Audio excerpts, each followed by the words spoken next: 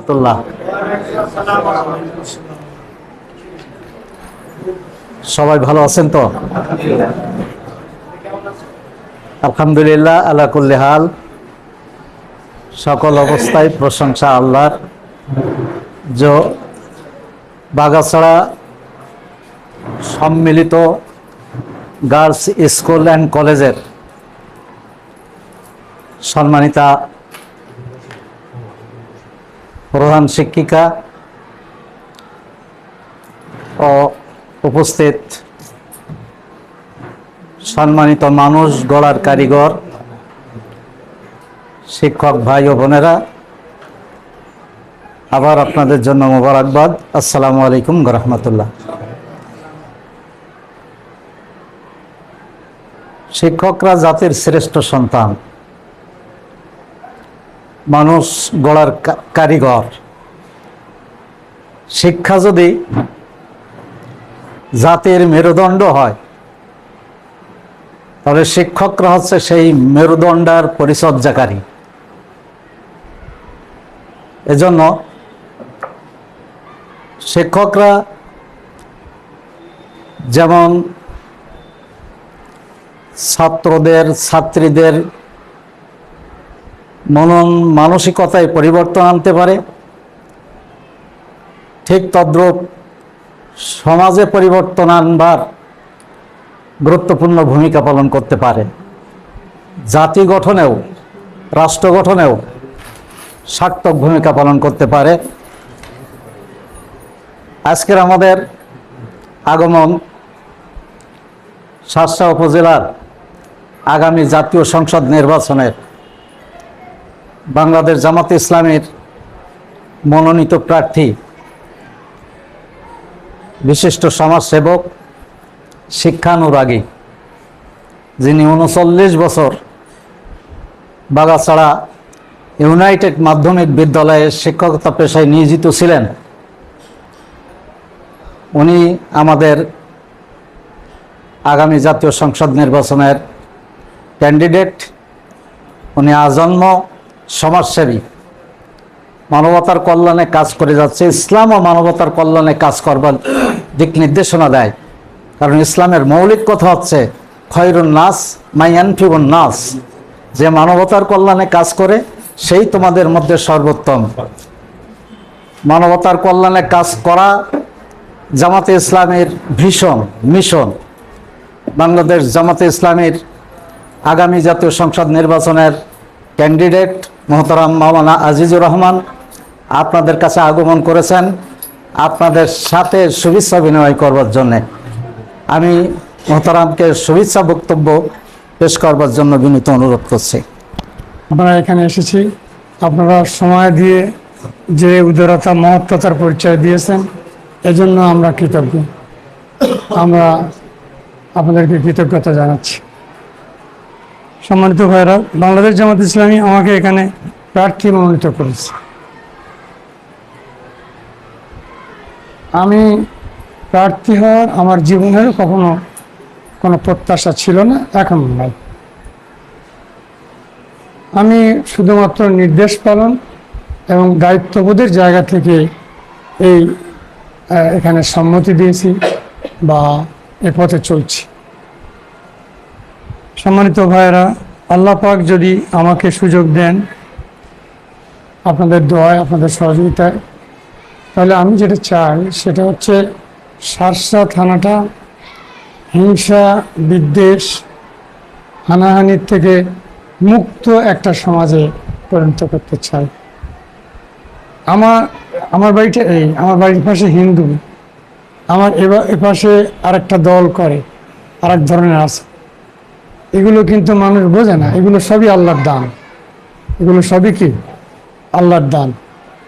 অতএব আল্লাহর কাছে এইটাই মান উত্তীর্ণ হওয়ার মানদণ্ড যে সকলের সাথে আমি দায়িত্ববোধের সাথে ভালো ব্যবহার করি। দেশের যদি উন্নতি চাইতে হয়, তাহলে দল, মত, শ্রেণী, ধর্ম নির্বিশেষে সকল মানুষের সম্মান প্রতিষ্ঠা, অধিকার প্রতিষ্ঠা এবং ভালোবাসা সৃষ্টি করা প্রয়োজন। আমি ওই জায়গাটায় কাজ করতে চাই।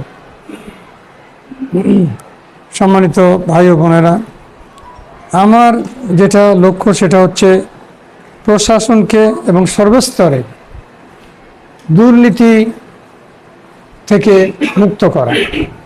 দুর্নীতি এমন একটা জিনিস, দুর্নীতি যে কত ক্ষতি করে তার কোনো ইয়াত্তা নাই। ধরেন এই স্কুলে তুলনামূলকভাবে একজন অযোগ্য শিক্ষককে দেওয়া হলো টাকা নিয়ে, হয়তো 2 লাখ টাকা 5 লাখ টাকা নিয়ে দিল। 5 লাখ টাকাটাই দুর্নীতি নয়। দুর্নীতি হচ্ছে ওই শিক্ষক 30 বা 40 বছর শিক্ষকতা করবেন, 40 বছরে এই এলাকার তিনি উপকার করতে পারবেন না, কারণ উপকার করার যোগ্যতা তার নেই।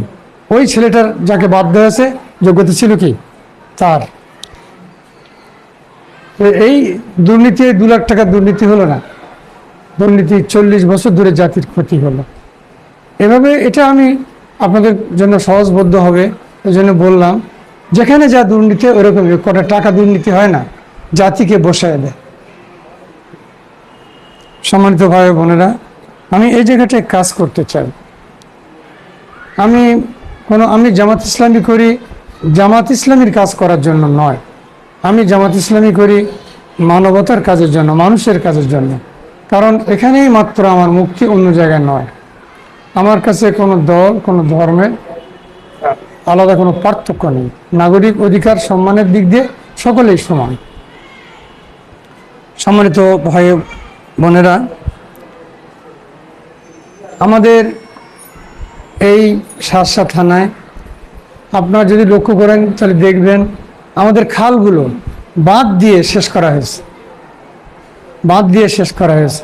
যদি এগুলো না থাকতো তাহলে আজকে শার্শা থানার 3 ভাগের 2 ভাগ গ্রাম ফসল সম্পূর্ণ পানির নিচে, এটা এতটা এরকম হতো না।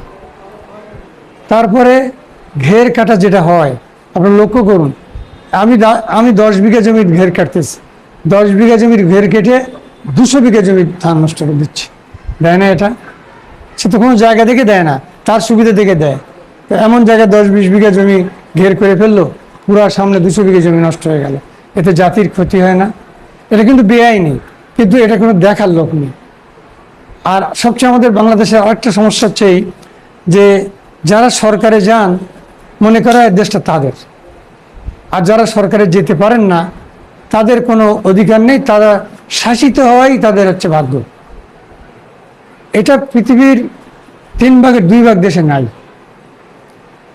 সরকার, যারা সরকারে যায় তারা সেবক, এই কথাটা আমাদের বাংলাদেশের এই এই এই প্রচলনটা, এই ভাবধারাটা, এই মানসিকতাটা নাই। তো এই জায়গায় যদি আমরা যেতে পারি তাহলে এই দেশে আবার উন্নতি হবে, আমাদের বংশধররা আবার একটা শান্তির উন্নয়নের সমাজ পাবে। আরেকটা জিনিস হচ্ছে যে বাংলাদেশ জামাত ইসলামী এই শিক্ষা ব্যবস্থাটাকে সম্পূর্ণভাবে সরকারি করতে চায়। মাধ্যমিক, উচ্চ মাধ্যমিক সম্পূর্ণ শিক্ষাটাকে সরকারি করতে চায়। কারণ এটা সরকারি ছাড়া শিক্ষকরা যথাযথ তাদের মানও বাড়বে না, সম্মানও বাড়বে না। আর শিক্ষকদের মান সম্মান যদি না বাড়ানো হয়, শিক্ষার মান বাড়ানো সম্ভব হয় না। আর শিক্ষার মান যদি বাড়ানো সম্ভব না হয় তাহলে জাতির বংশধরের কোনো কল্যাণ পাওয়া যায় না। সম্মানিত ভাই বোনেরা, তো আমি আপনাদের কাছে দোয়া চাই, যদি আল্লাহ তৌফিক দান করেন তাহলে আমি এই বিশেষ করে প্রথমেই আমার যে কাজ, এবং এই কাজটা আমার একেবারে ছোট্টবেলা থেকে আমি মানসিকতা নিয়ে কাজ করি, যেন দল মত ধর্মের ভিত্তিতে কারো অধিকার, কারো সম্মানের কোনো পার্থক্য না হয়, বন্ধুত্বের কোনো পার্থক্য না হয়। এই জায়গাটা আমরা যদি নিয়ে যেতে পারি তাহলে আমাদের সমাজটা একটা শান্তির সমাজ, আমাদের অবস্থানটা একটা শান্তির অবস্থানে আমরা যেতে পারব। আরও একটা জিনিস আপনাদেরকে বলি, আমাদের যে ছেলেরা চাঁদাবাজি করছে, আজকে নেট খুললেই দেখা যায় খুব রাস্তার পরে নৃশংসভাবে খুন হচ্ছে, রাস্তার উপরে খুন দেখা যাচ্ছে, কোপায় কোপায় খুন করতেছে। কি নৃশংসতাটা! আমাদের ছেলেরা এই জায়গায় গেছে, এর জন্য আমরা দায়ী না? আমরাই দায়ী। ছেলেদেরকে এই জায়গা থেকে রক্ষা করা দরকার। ছেলেদেরকে যদি এই জায়গা থেকে আমরা রক্ষা না করতে পারি, আমাদের জীবন, কারো জীবন নিরাপদ নয়। আমি মনে করতেছি আমার কাছে আসতেছে না, যে কোনো মুহূর্তে সবার কাছে আসবে। আর মানবতা থাকলো কোথায়? আমি আরামে থাকলাম, মানবতা থাকলো কোথায়? তো এই জায়গা থেকে আমাদের এই ছেলেদেরকে, যারা চাঁদাবাজি করে, যারা খুনোখুনি করে, যারা কাড়াকাড়ি করে, এদেরকে এই জায়গা থেকে রক্ষা করা দরকার সম্মিলিতভাবেই। তো আমি নিজে একজন শিক্ষক, আপনারা শিক্ষক, আমার শ্রদ্ধেয় আপনারা সহকর্মী, সম্মানিত সহকর্মী। আমরা হলাম আগের শিক্ষক আর আপনারা হলেন আধুনিক শিক্ষক। যোগ্যতা কাদের বেশি? যোগ্যতা কাদের? যে সবার না, যারা যারা আধুনিক তাদেরই কিন্তু শিক্ষা দিতে যোগ্যতাটা বেশি। আপনারা সেই যোগ্য শিক্ষক। তো না দেখেন, আমি শিক্ষক ছিলাম, তো আমাদের শিক্ষকরা সচিব আছে, কয়েকজন সচিব আছে, তারপর উপর নিচে এরকম আছে। তারা কি আমাদের চেয়ে যোগ্য নয়? অবশ্যই যোগ্য, অবশ্যই যোগ্য। তো আমি আপনাদের কাছে, আপনারা যোগ্য শিক্ষক, আমরা যতটুকু জানতাম তার চেয়ে অনেক বেশি আপনারা জেনেই আপনাদের কাজ করতে হয়।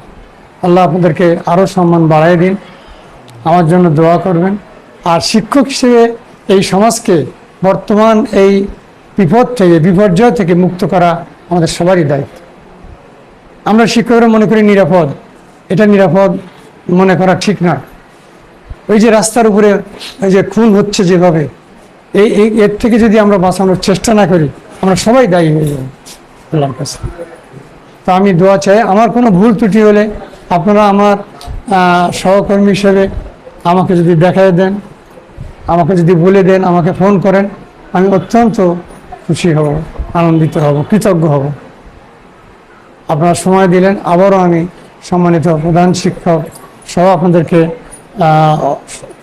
সম্মান জানাই, কৃতজ্ঞতা জানাই আমার কথা শেষ করতে চাই।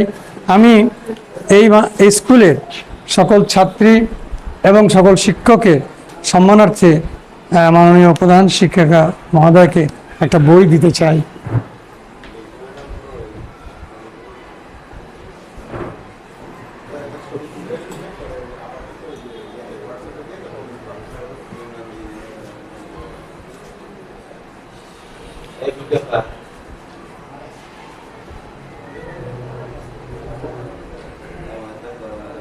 শুকরান।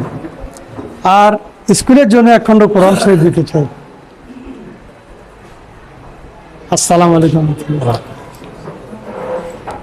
যে আপনি যদি কিছু বলেন।